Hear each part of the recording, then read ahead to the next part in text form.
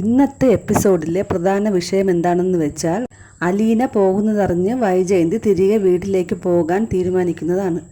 അലീന പോയതറിഞ്ഞിട്ടും വൈജയന്തിക്ക് വലിയ വിശ്വാസം വന്നില്ല. അവൾ പോയാലും പിന്നെ തിരിച്ചു വരുമെന്നാണ് വൈജയന്തി പറയുന്നത്. വൈജയന്തി ബബിതയെ വിളിച്ച് ചോദിക്കുന്നു. ബബിത കരഞ്ഞുകൊണ്ടിരിക്കുമ്പോഴാണ് വൈജയന്തി വിളിച്ചത്. വൈജയന്തി ചോദിച്ചു, അവൾ പോയോ അലീന? അമ്മയ്ക്കിപ്പോൾ സമാധാനമായല്ലോ, ആ പാവം ഇടന്ന് പോയി.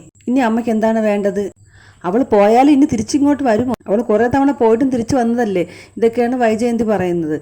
അമ്മയ്ക്ക് എപ്പോൾ വിളിച്ചാലും ഈ ദുഷിപ്പല്ലേ പറയാനുള്ളൂ. അതാണ് ഞാൻ അമ്മയുടെ കോൾ എടുക്കാത്തത്. ഓ, അമ്മ പറയുന്നത് ദുഷിപ്പാണല്ലോ. ദേഷ്യത്തിലാണ് ബബിത ഫോൺ കട്ട് ചെയ്തത്.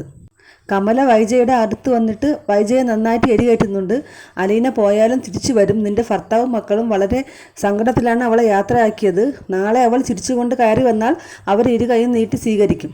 ഞാൻ ജീവിച്ചിരിക്കുമ്പോൾ ഇനി അങ്ങനെ ഒന്നും ഉണ്ടാവില്ല കമലയിടത്തി, ഈ വൈജയാണ് പറയുന്നത്. പക്ഷേ ഞാനിങ്ങനെ അകറ്റി നിർത്തുമ്പോൾ ആരും അവളെ താലികെട്ടി വീട്ടിലേക്ക് വിളിച്ചുകൊണ്ട് വരാതിരുന്നാൽ മതി. ഓ, അത് നീ എനിക്കിട്ടുള്ള കൊട്ടാണല്ലോ. അതെ, കമലയിടത്ത് ഞാൻ ഒന്ന് ഓർമ്മിപ്പിച്ചതാണ്. മനുവിന്റെ കാര്യമല്ലേ നീ പറയുന്നത്? ഞാൻ ഈ വീട്ടിലുള്ളിടത്തോളം കാലം അത് നടക്കില്ലെന്ന് ഞാൻ മനുവിനോടും ശിവേട്ടനോടും പറഞ്ഞിട്ടുണ്ട്. വൈജയന്തി പോകാൻ റെഡിയായി അമ്മയുടെ അടുത്ത് വരികയാണ്. അമ്മയോട് തൻ്റെ ആശങ്ക പങ്കുവെക്കുകയാണ്. അലീന പോകാൻ നേരം എൻ്റെ തലക്കിട്ടൊരു കൊട്ട് കൊട്ടിയിട്ടാണ് പോയത്. അവൾ എന്നോട് പറയുകയാണ്, 22 വർഷങ്ങൾക്ക് മുമ്പ് ആഗ്രയിൽ വെച്ച് ഒരാളിൻ്റെ കൂടെ ജീവിച്ച ജീവിതം മറന്നു പോകരുതെന്ന്. അവൾ എങ്ങനെയാണ് ഇതൊക്കെ അറിഞ്ഞത്? അമ്മ അവളോട് പറഞ്ഞു കൊടുത്തോ? ഞാനൊന്നും പറഞ്ഞു കൊടുത്തിട്ടില്ല. അവൾ പറഞ്ഞത് സത്യമല്ലേ, നീ അത് മറന്നു പോകരുത്. പക്ഷേ അവൾ അത് ബാലചന്ദ്രനോട് പറഞ്ഞിട്ടില്ലെന്ന് തോന്നുന്നു എന്ന് വൈജ പറഞ്ഞു.